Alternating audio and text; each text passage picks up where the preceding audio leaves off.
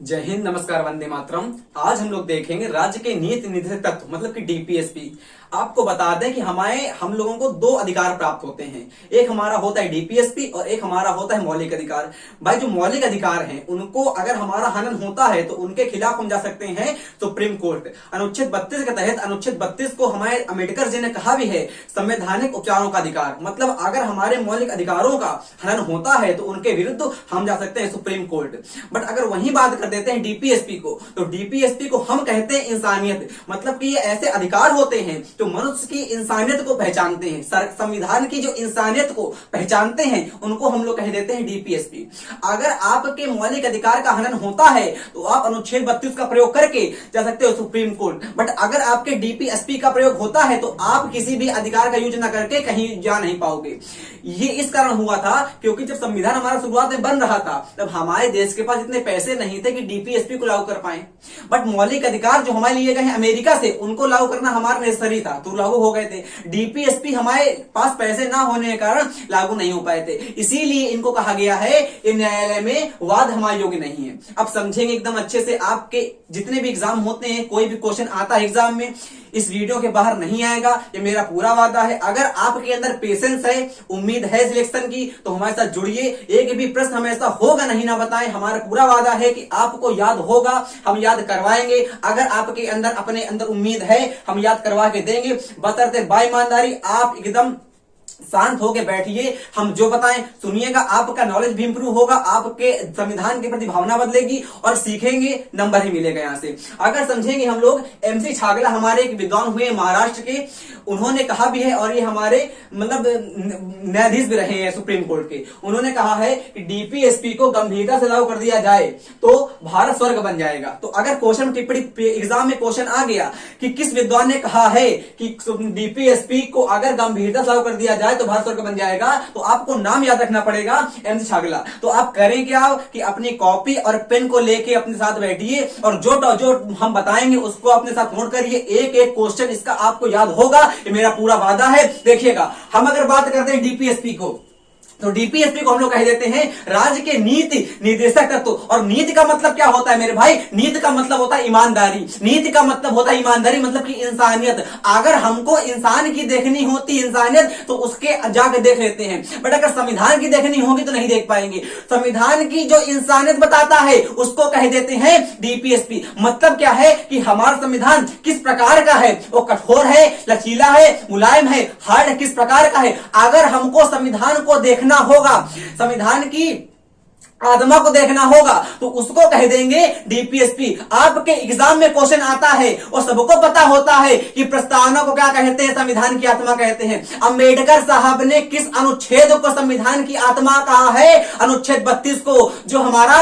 संवैधानिक उपचारों का अधिकार है। बट किसी को नहीं पता कि डीपीएसपी को भी हम लोग संविधान की आत्मा कह देते हैं। आपके एग्जाम का one of the most important question आ गया। यहां पे देखिए, हमने कह दिया, हमारे एक प्रोफेसर हुए हैं ग्रेनविल ऑस्टिन, उन्होंने अपनी किताब लिखी है, उसमें कहा है Indian constitution corner stone for the nation, उनकी बुक का नाम है। और इन्होंने कहा है डीपीएसपी को संविधान की आत्मा कहा है। तो आत्मा के यहां से 3 प्रश्न बन गए। कौन कौन से? अगर पूछता है कि भारतीय संविधान की आत्मा कौन है तो आप लोग कह देंगे प्रियम्बल यानी कि प्रस्तावना को। बट अगर क्वेश्चन पूछता है कि अम्बेडकर जी ने हमारे शिक्षा वैसे लेने का दूध है, जितना पिएगा उत्तर हारेगा, बाबा भीमराव अम्बेडकर, उन्होंने कहा है कि अनुच्छेद 32 को संविधान की आत्मा कहा है। और ग्रेनविल ऑस्टिन, नाम को याद रखिएगा प्लीज, अपने कान को खोल के बैठिएगा। ग्रेनविल ऑस्टिन ने डीपीएसपी को कहा है संविधान की आत्मा। अगर क्वेश्चन अगर जाएगा पीएससीएस लेवल का तो क्वेश्चन पूछेगा कि ग्रेनविल ऑस्टिन की किताब का नाम बताओ जिसमें ये लिखा है कि ये आत्मा कहलाते हैं। तो नाम याद रखिएगा हमारा, Indian constitution corner stone of the nation. अब देखते हैं डीपीएसपी की विशेषताएं क्या होती हैं, क्योंकि ऐसा लिखा है हमने ताकि आपका समय बर्बाद ना हो। आपका समय इंपॉर्टेंट होता है, वक्त को वक्त दो, वक्त आपका वक्त बदल देगा। यहां देखो मेरे भाई, डीपीएसपी की विशेषता क्या होती है। क्वेश्चन आता है पेपर में कि डीपीएसपी में भारतीय शासन अधिनियम 1935 मतलब 1935 भारतीय शासन अधिनियम में उल्लेख है। अगर क्वेश्चन आता है कि कौन से हमारे अधिनियम में डीपीएसपी का उल्लेख है तो कतई न भूलिएगा और सब कुछ भूल जाइएगा, इसको नहीं भूलिएगा कि डीपीएसपी को हमारा 1935 भारतीय शासन अधिनियम में उल्लेख किया गया है। Question one of the most important है, याद रखिएगा मेरे भाई। और अगर क्वेश्चन पूछता है कि प्रशासकों की आचार संहिता किसे कहते हैं तो याद रखिएगा, नहीं भूलिएगा कि प्रशासक बराबर आईएएस आईपीएस मतलब जो हमारे अधिकारी होते हैं उनको हम लोग कह देते हैं प्रशासक, और प्रशासकों की आचार संहिता किसको कहते हैं तो डीपीएसपी कहते हैं। इस डीपीएसपी की जो विशेषताएं होती हैं एग्जाम के लिए one of the most important होती है, भैया याद कर लो, आती है पेपर में, कतई ना भूलना इनको। हमने कहा कि प्रशासकों की आचार संहिता किसे कहते हैं तो कहते हैं डीपीएसपी कह देते हैं। और डीपीएसपी का मतलब क्या होता है, राज्य के नीति निर्देशक तत्व, मतलब संविधान की इंसानियत किस प्रकार हम लोग देखेंगे, किस प्रकार संविधान को पढ़ेंगे, संविधान को पढ़ने से हमको क्या मिलेगा, उनको कह देते हैं डीपीएसपी। और क्वेश्चन अगर पेपर में आ गया कि मौलिक अधिकारों के खिलाफ तो जा सकेंगे सुप्रीम कोर्ट, पढ़कर डीपीएसपी खिलाफ जा सकेंगे, तो भाई सुनो, हमने आपसे कहा कि हमने सिखाया भी अभी कि जब हमारा संविधान बना था हमारे देश के पास इतने पैसे नहीं थे, जब हमारे देश के पास इतने पैसे नहीं थे कि इनको लागू करा सकें तो हमारे जो संविधान के सभा के प्रतिनिधि थे उन्होंने कहा था कि इनको हम लोग न्यायालय में मतलब वाद योग नहीं रखेंगे। मतलब अगर इनका हनन करता है कोई व्यक्ति या सरकार तो न्यायालय में हम लोग नहीं जा पाएंगे। बट अगर वहीं पे हमारा मौलिक अधिकारों का हनन होता है तो अनुच्छेद 32 के द्वारा जिसको अम्बेडकर जी ने संविधान की आत्मा कहा है संवैधानिक उपचारों का अधिकार, उसके खिलाफ हम लोग जा सकते हैं सुप्रीम कोर्ट। मतलब अगर आपके मौलिक अधिकारों का हनन होता है सुप्रीम कोर्ट जा सकेंगे अनुच्छेद 32 के खिलाफ, है ना, का प्रयोग करके। बट अगर हमारे डीपीएसपी का हनन होता है तो उनको न्यायालय में नहीं जा पाएंगे। इसका मतलब क्या हुआ, इसका मतलब यही ना हुआ कि ये न्यायालय में वाद योग नहीं, मतलब इस पे न्यायालय में हमारे बहस नहीं हो सकती है।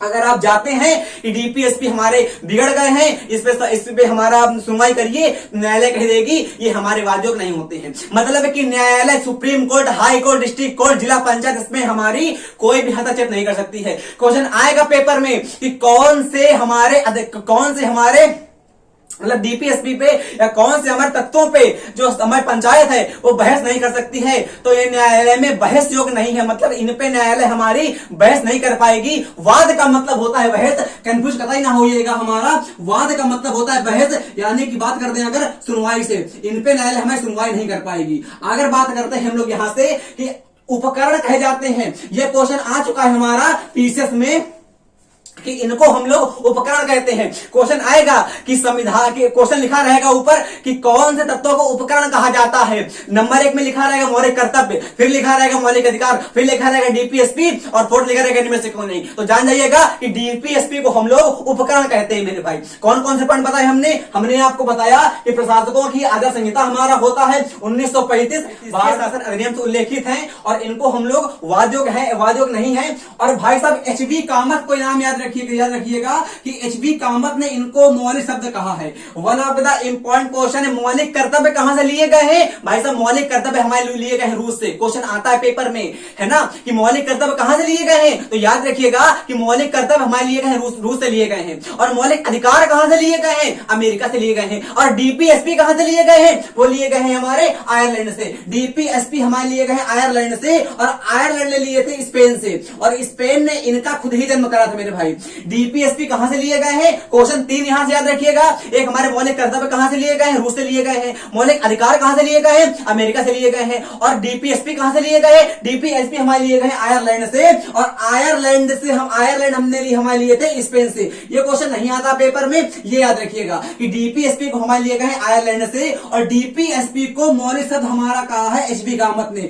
2 नाम आपको हमने बताए, एक हमने बताया आपको एमसी छागला का। एमसी छागला साहब ने आपका कहा था कि डीपीएसपी अगर हमारी गंभीरता से लागू होते हैं तो भारत हमारा स्वर्ग बन जाएगा भाई साहब। और एचबी कामत ने हमारे कहा था, इनको मौलिक शब्द कहा था। तो क्वेश्चन आता है कि डीपीएसपी को डीपीएसपी पर कौन से विद्वान ने मौलिक कहा है या मौलिक शब्द जोड़ दिया है, तो याद रखिएगा एचबी कामत साहब ने डीपीएसपी पर मौलिक शब्द जोड़ दिया है। हमने आपको बताया कि गांधीवाद से प्रेरित है।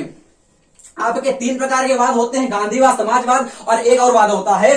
तो गांधीवाद से हमारे प्रेरित हमारे होते हैं डीपीएसपी। क्वेश्चन आता है पेपर में कि डीपीएसपी कौन से वाद से प्रभावित है, तो डीपीएसपी हमारे गांधीवाद से प्रभावित है। पढ़ते हैं अभी अनुच्छेद 40। अभी बस विशेषता जानिए कि होते क्या है, उसके बाद जानेंगे कि ये है क्या, मतलब अभी विशेषता जान जाएंगे, उसके बाद हम ये जानेंगे कि डीपीएसपी अनुच्छेद किसके अंतर्गत क्या आता है। अब देखिएगा, एक हमारे और हुए हैं टीटी कृष्णाविचारी, इनको हम कह देते हैं टीटी कृष्णाविचारी। इन्होंने क्या कहा मेरे भाई, इन्होंने क्या कहा है, एक हमारे संविधान के विद्वान ये भी हुए हैं, इन्होंने कहा है कि संविधान निर्माताओं की भावना का कूड़ादान कहा है। मतलब डीपीएसपी को हमारे मतलब राज्य के नीति निर्देशक तत्वों को इन्होंने कहा है, टीटी कृष्णाविचारी ने कहा है कि संविधान निर्माताओं की भावना का कूड़ादान है। तो स्टेटमेंट लिखा हुआ आता है पेपर में, और स्टेटमेंट पहचान के हमको विद्वान के नाम पर टिक लगाना होता है। तो आप याद रखिएगा, हमने आपको 3 नाम बता दिए, एक एचबी कामत, एक हमारे एमजी छागला, एक टीटी कृष्णाविचारी। याद रखिएगा। और सुनिए, ये हमने बता दिया आपको। उसके बाद ये याद रखिएगा,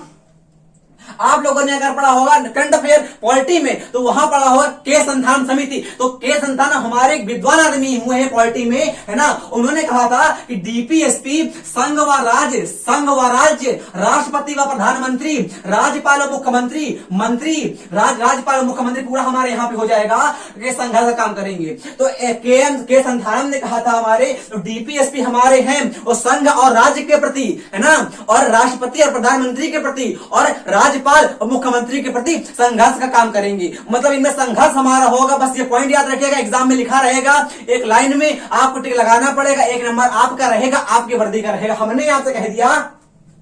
एक हमारे केटी शाह हुए हैं, यहां हमारे एचबी कामत से, यहां हमारे केटी शाह है। इन्होंने कहा है, ये क्वेश्चन आपका आ भी चुका है पेपर में, कि ऐसा चेक जिसका भुगतान हमारा चेक करता है। मतलब कि ऐसा चेक हमारा कहा है, डीपीएसपी को ऐसा चेक बता दिया जिसका भुगतान हमारा खुद बैंक करता है। अब देखिएगा, इसको जरा दिमाग लगाइएगा कि केटी शाह साहब ने हमारा कहा था कि ऐसा चेक हमारा, मतलब डीपीएसपी हमारे इस प्रकार के चेक है जिसका भुगतान इसको खुद ही बैंक देता है। क्लियर न हो गया। और सुनिए, अंबेडकर साहब ने कहा था, अंबेडकर साहब ने हमारा अनुच्छेद 32 को कहा था संवैधानिक उपचारों का अधिकार। मतलब कि अनुच्छेद 32 को संविधान की आत्मा कहा था अंबेडकर साहब ने। अगर क्वेश्चन पूछता है कि प्रस्तावना को संविधान की आत्मा कहते हैं, अनुच्छेद 32 को संविधान की आत्मा कहते हैं, बट अनुच्छेद 32 को अंबेडकर साहब ने कहा है। और क्वेश्चन अगर पूछता है पेपर में कि ग्रेनविल ऑस्टिन ने अपनी पुस्तक में कहा है इनको संविधान की आत्मा कहा है, मतलब कि डीपीएसपी को। हमने कहा, अंबेडकर साहब ने कहा क्या कहा है डीपीएसपी के लिए, तो अंबेडकर साहब ने कहा है कि सरकार उपेक्षित नहीं कर सकती। मतलब सरकार इनको ऐसा नहीं होगा कि इनको लतिया दे, सरकार इनको लतिया नहीं सकती है, सरकार इन्हें उपेक्षित नहीं कर सकती है। यदि भाई उसे करेगी तो अगले वर्ष उसको चुनाव में इसका परिणाम भुगतना पड़ेगा। अंबेडकर साहब ने कहा है कि सरकार, कोई भी सरकार हो, केंद्र सरकार हो, राज्य सरकार हो, सरकार इसको उपेक्षित नहीं कर सकती। अगर उपेक्षित करती है तो अगले चुनाव में उस सरकार को इसका प्रतिफल देखना पड़ सकता है। हमने जितने विद्वानों को पॉइंट बताए हैं सारे के सारे आपके एग्जाम में के लिए इंपॉर्टेंट है, इनका याद कर लीजिएगा आप और कतई ना भूलिएगा। फिर हो गया। अब देखते हैं डीपीएसपी में होते क्या है। तो अगर आप लोगों ने पढ़ा होगा तो अनुच्छेद 12 से लेके अनुच्छेद 35 तक हमारे मौलिक अधिकार है। और मौलिक अधिकार कहां से लिए गए हैं मेरे भाई? मौलिक अधिकार आपके लिए गए हैं अमेरिका से। और मौलिक कर्तव्य कहां से लिए गए हैं? मौलिक कर्तव्य हमारे लिए गए हैं रूस से। डीपीएसपी कहां से लिए गए हैं? डीपीएसपी लिए गए हैं हमारे आयरलैंड से। आयरलैंड से लिए गए हैं। और आयरलैंड ने कहां से लिए थे? स्पेन से लिए थे। क्लियर हो गया। आयरलैंड में भारत का झंडा लहराने वाली महिला का नाम बता दीजिए, तो मैडम भीखाजी कामा। हमने आपसे कहा कि अनुच्छेद 36 क्या है, अनुच्छेद 36 क्या है। तो जिन हमारे भाइयों और बहनों ने पढ़े होंगे मौलिक कर्तव्य, तो मौलिक अधिकार, तो मौलिक अधिकार अगर आप लोगों ने पढ़ा होगा तो अनुच्छेद 12 में लिखा है। क्या लिखा मेरे भाई? अनुच्छेद 12 में परिभाषा दी है संविधान की, तो वही परिभाषा बस है। मतलब कि अनुच्छेद 36 हमारा अनुच्छेद 12 के बराबर है। तो अगर क्वेश्चन पेपर में आता है कि संविधान की परिभाषा क्या है या मौलिक अधिकार की परिभाषा क्या है ना, तो आप याद कर लीजिएगा अनुच्छेद 32 को। लिखा नहीं, आप लिख लीजिएगा अपने नोट्स में कि संविधान की परिभाषा दी गई है, मौलिक अधिकार की परिभाषा दी गई है, मौलिक अधिकार की परिभाषा दी गई अनुच्छेद 12 में, और जो अनुच्छेद 12 में लिखा है हूबहू अनुच्छेद 36 में लिखा है। तो अगर क्वेश्चन पेपर मैच करने के लिए आता है कि इनमें से कौन से अनुच्छेद का संबंध अनुच्छेद 36 से है, तो याद करिएगा कि अनुच्छेद 12 का संबंध हमारा अनुच्छेद 36 से है। आपको हम बता दें कि अनुच्छेद हमारे 36 से लेके 51 तक हमारे हो जाते हैं डीपीएसपी। क्या हो जाते हैं? डीपीएसपी हो जाते हैं। और बात करते हैं 12 से लेके हम लोग 35 तक की, तो इनको हम लोग कह देते हैं फंडामेंटल राइट्स, मतलब कि मौलिक अधिकार। 2 पॉइंट्स हमने बता दिया आप लोगों को कि डीपीएसपी हमारे 36 से 51 तक है और 12 से 35 तक हमारे हैं मौलिक अधिकार हमारे हो जाएंगे। भाई साहब कतई ना भूलिएगा, अनुच्छेद 12 को हम अनुच्छेद 12 में जो लिखा हुआ है, अनुच्छेद 12 का मतलब तुलना हमारा कंपैरिजन किया गया है अनुच्छेद 36 से। अब 37 में कर देखते हैं तो कोर्ट हस्तक्षेप नहीं कर पाएगा। वही हमने आपको विशेषता बताया था कि ये न्यायालय में हमारे वाद योग्य नहीं है। जब ये न्यायालय में हमारे वाद योग्य नहीं है तो इन पे कोर्ट हस्तक्षेप नहीं कर पाएगा। और जो इंपॉर्टेंट होगा अनुच्छेद वो हम आपको बता देंगे, ये पूरा आपको बता देंगे, मतलब आपका पॉलिटिकल एक चैप्टर पूरा खत्म हो जाएगा। आज मेरा वादा है। हमने आप लोगों से कहा अनुच्छेद 38 बताइए, तो अनुच्छेद 38 हमारा कहता है कि सरकार जो होगी लोगों का कल्याण करेगी। लोक कल्याण आपका संविधान में लिखा हुआ है, हमने आप लोगों को समझने के लिए लिख दिया है कि लोगों की भलाई करेगी। भाई साहब ये डीपीएसपी हमारे कहते हैं, डीपीएसपी का मतलब होता है संविधान के पास कितनी इंसानियत है, कितनी हमारी ह्यूमैनिटी है, कितनी हमारी इंटीग्रिटी है, सत्यता है। तो ये कहते हैं कि सरकार जो है लोगों की भलाई करेगी राशन कार्ड के द्वारा, नई नई योजनाओं के द्वारा। उज्ज्वला योजना के तहत अगर क्वेश्चन आ गया तो क्वेश्चन लिखा रहेगा कि उज्ज्वला योजना जो भारतीय लोगों की भलाई का काम करती है कौन से अनुच्छेद के तहत है। आप लोग नहीं कर पाएंगे, क्यों? क्योंकि आप लोगों ने एकदम रूडिमेंटेटरी नहीं पढ़ा, और रूडिमेंटेटरी का मतलब होता है बेसिक्स नहीं पढ़ा। तो याद करिएगा अनुच्छेद 38 में लिखा हुआ है हमारा कि जो सरकार हमारी है वो चाहे हमारी केंद्र सरकार हो जाए और हमारी चाहे राज्य सरकार हो जाए, और लोगों की भलाई के लिए काम करेगी। 3 हमने बता दिया आप लोगों को कौन कौन से। 36 में लिखा हुआ है, परिभाषा दी गई है हमारे, है ना। 37 में लिखा हुआ है हमारा एक कोर्ट में हमारे वाद योग नहीं है। वाद योग का मतलब होता है हमारा न्यायालय में हम लोग बहस नहीं कर पाएंगे। क्लियर हो गया? आपने कहा बिल्कुल मेरे भाई, हमने कहा अनुच्छेद 38 में बता दिया हमने आप लोगों को लोक कल्याण। अगर बात करें राशन कार्ड हमारा कौन से अनुच्छेद के तहत है, तो राशन कार्ड हमारा इस अनुच्छेद 38 के तहत है। केंद्र सरकार सबको फ्री खाना बांटती है, किस अनुच्छेद के तहत? अनुच्छेद 38 के तहत। राज्य सरकार हमारी नई नई योजनाएं लाती है अपने राज्य के लिए, किस अनुच्छेद के तहत? लोक कल्याण के तहत। जो आदमी गरीब होता है उसके लिए सरकार नई नई योजनाएं लाती है ताकि समाज में सबकी उन्नति एक समान हो पाए, सबकी उन्नति एक समान हो पाए। भाई अगर घर में हमारे 2 लड़के हैं तो अगर 2 लड़के हमारे एक साथ प्रगति करते हैं तभी तो घर की प्रगति हो पाएगी। ये थोड़ी ना होता है घर में एक लड़का प्रगति कर जाए और एक लड़का एकदम बकलोल रहे। नहीं, जब घर में हमारे 2 लड़के प्रगति करेंगे तभी तो हमारा तो घर होगा, प्रगति करेगा जाके, जेन्युइन सी बात है। तो वही सरकार चाहती है और वही हमारे संविधान सभा चाहती थी कि पूरे के पूरे आदमियों का देश में एक साथ भलाई हो पाए। उसके लिए सरकार हमारी नई नई योजनाएं लाएगी। अनुच्छेद 38 बता दिया। One of the most important question of article of your exam. हमने आपसे कहा कि स्त्री और पुरुष पर समान कार्य तो समान वेतन, मतलब डीपीएसपी कहती है ये एक हमारी स्त्री है एक पुरुष है। मानो अगर स्त्री ने हमारा 6 घंटे काम किया और वहीं अगर बात करते हैं पुरुष ने, तो पुरुष ने भी आपका 6 घंटे काम किया, तो अगर पुरुष को मिलते हैं 600 रुपए तो स्त्री को भी 600 रुपए मिलने चाहिए। ये डीपीएसपी हमारे कहते है। मतलब कि किसी भी जेंडर के प्रति, किसी भी लिंग के प्रति, किसी भी हमारा कास्ट के प्रति भेदभाव नहीं करती है। डीपीएसपी हमारे कहते हैं हमारे लिए सभी व्यक्ति एक समान है। अनुच्छेद 13 समानता का अधिकार दर्शाता है। मतलब कहीं ना कहीं आपको चल रहा होगा पता, अगर आप लोगों ने मौलिक कर्तव्य पढ़े होंगे, इन पे जो डीपीएसपी है मौलिक कर्तव्य का निचोड़ है एक समान। मतलब अगर हमने कोई कपड़ा डुबो दिया पानी में, उसको निचोड़ दिया कायदे से, तो जो पानी गिरेगा आके वही हमारे डीपीएसपी है। मौलिक कर्तव्य के आप लोगों को कहीं ना कहीं इसमें मतलब डीपीएसपी में वाइस देखने को मिल रही होगी। अनुच्छेद 13 हमारा कहता है इक्वालिटी, समानता का अधिकार, और यह कहता है अनुच्छेद 39 कहता है कि स्त्री और पुरुष, भाई ये भी समानता ना हो गई कि स्त्री और पुरुष या जहां में काम कर रहे हैं वो अगर काम एक बराबर करेंगे तो उनको रुपया भी एक बराबर मिलेगा। मतलब कि अगर स्त्री पुरुष समान कार्य करेंगे तो उनको समान वेतन मिलेगा। कोई भी हमारा भेदभाव नहीं होगा समाज के प्रति, उनके प्रति, ताकि उनको ना लगे कि हम लोगों का जो लिंग है, हम लोगों का जो जेंडर है समाज में पिछड़ा है और अपने आप को पिछड़ा पिछड़ा हुआ महसूस करें, ऐसा हमारा संविधान और संविधान सभा हमारा कतई नहीं चाहती थी। हमने आपसे कह दिया कि इसमें हमारे 3-4 अनुच्छेद हैं। 39 का की अगर बात करेंगे, मतलब 39 में आपके कई प्रेम्बल बनते हैं, कई हमारे पॉइंट्स बनते हैं और वो पॉइंट्स हमारे एग्जाम में पूछता है, सभी हमने लिख दिए हैं। हमने आपसे कहा कि भौतिक संसाधन में सबका हित होगा। मतलब क्या है, जैसे आप लोगों का कोई संसाधन हमारा भौतिक है, उसमें क्या है, सरकार ने मानो हमारा कोई नल लगवा दिया पानी वाला, उसमें पीने के लिए सबका अधिकार है। वो भले ही हमारा शेड्यूल कास्ट हो, भले ही चमार हो, पासी हो, ब्राह्मण हो, मिश्रा हो, कोई भी हो, उसको सरकारी नल पे सबका अधिकार रहेगा। मतलब कि सरकार अगर अपने पैसे तो कुछ लगवाती है तो उस पे हमारा सबका अधिकार रहेगा, भले ही वो स्त्री हो, पुरुष हो, शेड्यूल कास्ट हो। मतलब कोई भी अगर आदमी आपका भारत में है, स्त्री पुरुष कोई भी है, अगर सरकार के पैसे से लगा है, सब पे सबका अधिकार होगा, एक समान अधिकार होगा। अनुच्छेद 39 हमारा कहता है।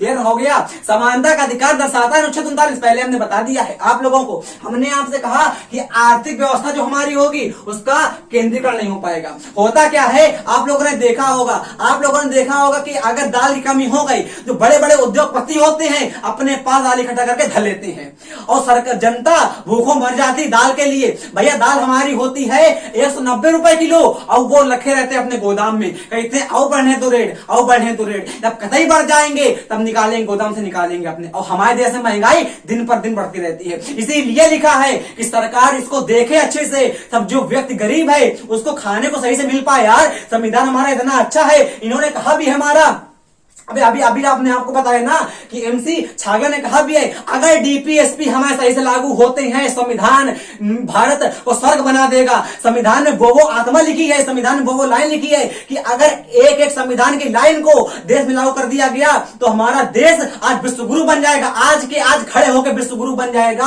भारत विश्वगुरु था है और रहेगा, और लागू हो जाते हैं तो भारत अपने आप में विश्वगुरु बन जाएगा। आप देखते होंगे दिन पर दिन गरीबों का शोषण हो रहा है और दिन पर दिन जो हमारे अमीर है अमीर होते जा रहे हैं। अगर डीपीएसपी लागू होते हैं तो जो गरीब हैं वो इक्वल आ जाएंगे अमीरों के, और जब गरीब हमारे अमीरों के इक्वल आ जाएंगे तो कोई भेदभाव ही नहीं रहेगा। हम अमेरिका वालों को भी छोड़ जाएंगे और नले चीन को छोड़ जाएंगे पीछे। हमने आपसे कहा कि आर्थिक व्यवस्था जो हमारी होगी उनका केंद्रीकरण नहीं हो पाएगा। मतलब कि अगर आपका अनाज है तो मतलब जो आपका कोई भी एकदम मतलब ये उद्योगपतियों के पास ज्यादा पैसा ना हो पाए, बस इसका सापेक्ष मतलब ये है। हमने आपसे कहा स्वतंत्र गरिमामय वातावरण बच्चे रहेंगे। मतलब जो आपके बच्चे हैं, जो मतलब बच्चे ना कहेंगे उनको, वो जो 14 ईयर से नीचे होते हैं उनको हम लोग बच्चे कह देंगे, तो उनको जो सरकार है स्वतंत्र वातावरण दिलाए। आप देखते होंगे बंधुआ मजदूर हमारे जो होते हैं, है ना, बंधुआ मजदूर होते हैं, छोटे बच्चों से खेती करवाते हैं बड़े रेलवे स्टेशन वाले, और ये हमारे जो बड़े लड़कों को पकड़ लेते हैं, उनकी आंख निकाल लेते हैं, कान काट देते हैं, आंख हाथ पैर तोड़ जाते हैं, उनसे भीख मंगवाते हैं। डीपीएसपी में साफ लिखा हुआ है, पहले तो मौलिक कर्तव्य के तहत जेल जाएंगे वो लोग, और अगर जेल नहीं जाएंगे तो डीपीएसपी में क्या लिखा हुआ, सुनिए मेरी बात, डीपीएसपी में लिखा हुआ है मेरे भाई कि जो बच्चे हमारे होंगे उनको खुला वातावरण दो। सरकार की जिम्मेदारी बनती है कि हर बच्चे को आप खुला वातावरण दीजिए। भाई आपके देश में रह रहा है, देश हमारा एक प्रकार का घर होता है। 39 समझ में आ गया। अनुच्छेद 39 के काम में लिखा हुआ है कि समान न्याय विधिक सहायता, मतलब कि समान न्याय होगा, सभी के साथ समान न्याय होगा। हमारा कोई भी आदमी औरत छोटा बड़ा कतई नहीं है। हमारे देश के प्रधानमंत्री जो है वही हमें संविधान में लिखा हुआ है। भले उनकी पावर अलग है, हमारी कुछ पावर नहीं है, बट अगर संविधान से देखेंगे तो एक समान है। अगर उनको उनके पद से हटा दिया जाता है तो वो एक आम आदमी है और आम आदमी ही रहेंगे। वो नहीं है, वो उनका पद बोलता है। वो जो उस औहदे पे है, व्यक्ति जिस औहदे पर होता है व्यक्ति का औहदा बोलता है, ना कि व्यक्ति बोलता है। तो अगर व्यक्ति संविधान के लिए सभी समान है, भले ही राष्ट्रपति हो, प्रधानमंत्री हो, हम हो, आप हो, एक समान सभी लिए है। चाहे जो बच्चा हो, चाहे जो बुढ़ा हो, चाहे जो औरत हो, चाहे जो आदमी हो, सभी देश के लिए समान है। वही लिखा हुआ है कि अगर समान न्याय होता है तो विधिक सहायता देते हो। मतलब हमने क्या कहा तो सरकार है गरीबों के लिए पैसा नहीं होता वकील रखने के लिए। सरकार अपने पास दिलवाती है वकील कि आप हमसे वकील ले लो और अपना केस चालू रखो। मतलब अगर विधिक सहायता लेनी है, विधिक का मतलब होता है कानूनी, विधिक का मतलब होता है मेरे भाई कानूनी, कंफ्यूज ना होइएगा, विधिक का मतलब होता है कानूनी। सरकार कहती है कि अगर आप लोगों को गरीबों के पास अगर मतलब वकील रखने का पास नहीं है, पैसे हैं, हम देते हैं पैसे, आप रखो वकील और अपना मुकदमा लड़वाओ उस वकील से। सरकारी वकील मिलता है, फ्री खर्चे मिलता है, सरकार का खर्चा होता है, वही लिखा हुआ है। इस समान न्याय मिलेगा, आप लोगों को न्याय समान मिलेगा। इसी अनुच्छेद के तहत जो हमारी कानून की देवी होती हैं पट्टी बांध लेती हैं आंखों में। आप लोगों ने देखा होगा ना कि कानून अंधा है। कानून अंधा इसीलिए है कि हमारा बड़े व्यक्ति के साथ कोई भेदभाव और मतलब छोटे व्यक्ति के साथ भेदभाव ना हो पाए और बड़े के साथ हमारे चाटुकार ना बैठ पाए। कानून अंधा है। देश की न्यायपालिका के लिए सभी व्यक्ति हमारे एक समान हैं। आपने देखा होगा कितने अमीर हमारे थे, बाबा सनी दत्त, उनको भी जेल जाना पड़ा। शाहरुख खान का बेटा, सबको मतलब जो देश के लिए अनहित कार्य करेगा उसको जेल जाना पड़ेगा। अनुच्छेद 39 के तहत समान अगर न्याय है, समान हमारा साथ देते हैं। अच्छा, इस अनुच्छेद को हमारे 24 अमेंडमेंट के तहत 42वां संविधान संशोधन के तहत जोड़ा गया था। तो क्वेश्चन आता है पेपर में, हमने लिख भी दिया है इंपॉर्टेंट कि अनुच्छेद 39 का को 42वें संविधान संशोधन के तहत अनुच्छेद 76 और 77 में जोड़ा गया था। मतलब क्या है, 76 में हमारा प्रस्ताव आता है और 77 में हमारा लागू हो जाता है। तो दोनों वर्षों को हम लोग काउंट कर लेते हैं। तो याद रखिएगा मेरे भाई मेरी बहनों, हमने आपसे कहा कि अनुच्छेद 39 का के तहत हम अनुच्छेद 39 का हमारा कब लागू हुआ था या कब संशोधन में आया, कब इसमें आया था? 42वां संविधान संशोधन के तहत अनुच्छेद 76 से लेके 77 तक आया था। क्लियर हो गया? बट ये न्यायालय में हमारे इन पे बात नहीं हो पाएगी, बस यही तो लकड़ी फंसती है। अगर इन पे न्यायालय में बात हो पाई तो भाई कभी मजा आ जाए। गरीबों को, जो अमीर है उनको तो अच्छे से फरियाएंगे हम लोग, फिर है कि नहीं? आप क्वेश्चन पेपर में आता है कि नालसा, सालसा, डालसा क्या है? अनुच्छेद 39 के तहत आप लोगों ने अगर तैयारी करी होगी अच्छी, 3 वर्ड सुने होंगे। कौन कौन से? एक नालसा, एक डालसा, एक सालसा। आपके पेपर में क्वेश्चन आएगा नालसा क्या है, सालसा क्या है, डालसा क्या है। सुनिए हमारी बात। नालसा का मतलब होता है और सालसा का मतलब क्या होता है, डालसा का मतलब क्या होता है? पहली बात तो ये है कि गरीबों के लिए काम करते हैं। जो नालसा वाले होते हैं और जो मतलब सालसा वाले होते हैं और जो में डालसा वाले होते हैं, एन का मतलब होता है नेशनल, है ना, और ऐसे का मतलब होता है स्टेट, और डी का मतलब होता है डिस्ट्रिक्ट। मतलब कि जो डिस्ट्रिक्ट के लिए हमारा होता है, जिला के लिए होता है, उसको कह देते हैं आके डालसा। सालसा का मतलब जो स्टेट के लिए होता है और नालसा का मतलब होता है जो नेशनल के लिए होता है। गरीबों के लिए तीनों संस्थाएं जो हमारी होती हैं वो गरीबों के लिए काम करती हैं। क्लियर हो गया? तीनों गरीबों के लिए काम करती हैं, कानूनी कार्यक्रम लागू करवाती हैं और विधिक सहायता देती हैं। मतलब क्या है? मतलब मेरे भाई ये है, गरीबों को सहायता देंगी विधिक। वही जो ऊपर लिखा हुआ था उसी को कहता ये एकदम अच्छे से बता रहा है। नालसा, सालसा, डालसा, है ना, कि कानूनी सहायता, कानूनी कार्यक्रम लागू करवाएंगी और विधिक सहायता देंगी। मतलब कि सरकार कानून की सहायता देंगे गरीबों को। भाई उनको क्या होता है, गरीबों को नॉलेज नहीं होता है कि हम क्या कर पाए क्या नहीं कर पाए। तो उनको जो नालसा वाले होते हैं, सालसा वाले होते हैं, डालसा वाले होते हैं, तो उनको सरकारी सहायता देते हैं कि आप ऐसे करो तो आप ऐसे निकल पाओगे। मतलब अगर कोई व्यक्ति हमारा बेबुनियादी तरीके से फंसाया जा रहा है हमारा, है ना, किसी केस में, तो संस्थाएं हमारी होती गरीबों के न्याय के लिए काम करती हैं। हम लोग और आप लोगों के लिए न्याय काम करती हैं। हमने आपसे कहा कि क्वेश्चन आया था पेपर में कि इसका कार्यकारी अधिकारी कौन होता है, तो कार्यकारी हमारा अध्यक्ष या अधिकारी की बात कर देते हैं। वरिष्ठ न्यायाधीश हमारा होता है, संरक्षक बात कर देते हैं, सीजेआई हमारा होता है। बात करते हैं अनुच्छेद 40। आपके एग्जाम के लिए one of the most important अनुच्छेद हमारा 39 और 40। अनुच्छेद 40 में लिखा हुआ है कि ग्राम पंचायतों का गठन हमारा होगा। क्या? ग्राम पंचायतों का गठन हमारा होगा। और गांधी जी ने हमारा कहा था कि भारत की आत्मा जो है ना बेटा, वो गांव में बसती है।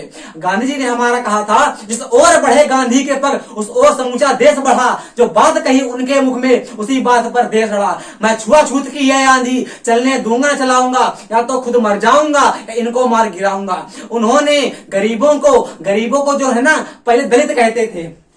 पहले क्या था हमारा देश में, दलित कहते थे। दलित का मतलब होता है जिनको हम लोग छू नहीं पाएंगे, है कि नहीं? जो दलित होते हैं, दलित का मतलब होता है दलिद्र, तो दलिद्र होते हैं उनको कहते हैं दलित। तो गांधी जी ने हरिजन नाम दिया था दलितों को, इतने अच्छे हमारे गांधी जी थे। अगर आप लोगों ने पढ़े हो गांधीवाद को, समझ गए हो गांधी जी कितने वन ऑफ द मोस्ट, मतलब one of the most vulnerable इंसान थे हमारे पूरे भारत के लिए, वो इंपॉर्टेंट। हमने आपसे कहा कि ग्राम पंचायतों का हमारा गठन होता है अनुच्छेद 40 के तहत, और इंपॉर्टेंट हमारा अनुच्छेद होता है कि अनुच्छेद 40 हमारा गांधी जी के जी लिखे यहां पे, अनुच्छेद 40 गांधी जी के ग्राम समाज से संबंधित हमारा हो जाएगा। अनुच्छेद 40 याद रखिएगा कि अनुच्छेद 40 को हमारा गांधी जी से रिलेटेड कौन सा अनुच्छेद है, अनुच्छेद 40 हमारा। फिर सुनिएगा कि डीपीएसपी में कौन सा अनुच्छेद हमारा गांधीवाद से संबंधित हमारा हो जाएगा, तो कह देंगे अनुच्छेद 40। अगर डीपीएसपी की बात कर देंगे तो पूरे के पूरे डीपीएसपी हमारे गांधीवाद से संबंधित है। अगर डीपीएसपी में अनुच्छेद की बात कर देंगे तो डीपीएसपी में अनुच्छेद 40 हमारा गांधी जी से संबंधित है। इसमें हमारे 36 से लेकर 51 तक अनुच्छेद है, जिसमें हमने आप लोगों को 40 तक करा दिए हैं भाई साहब, है ना। और 41 से लेके 51 तक देखेंगे अगले वीडियो में, क्योंकि इस वीडियो में हमने आपको इंपॉर्टेंट पॉइंट्स भी बताए थे, विशेषताएं बताई थी। तो ये वीडियो इतना ही लंबा बन पाएगा, मतलब मेरा पास ना स्टोरेज बचती है फोन में और ना ही हमारे पास सुविधाएं बचती हैं। अगला वीडियो हम जल्द अपलोड करेंगे, तब तक इस वीडियो को अच्छे से जहां तक हो पाता है वहां तक आप लोग मतलब संघर्ष द्वारा नोट कर लीजिएगा, अपने नोट स्वयं बनाइएगा और याद करके आइएगा अगले वीडियो में। अगर हो सके तो इसको समझकर एक अपने छोटे भाई को, बड़े भाई को, बहन को समझाने का प्रयास करिएगा, ताकि उसको भी अच्छे से क्लियर हो पाए। जब उसको अच्छे से क्लियर हो जाएगा तो अपने आपको भी अच्छे से क्लियर हो जाएगा। अगला वीडियो आने के लिए जय हिंद, जय भारत, वंदे मातरम मेरे भाई।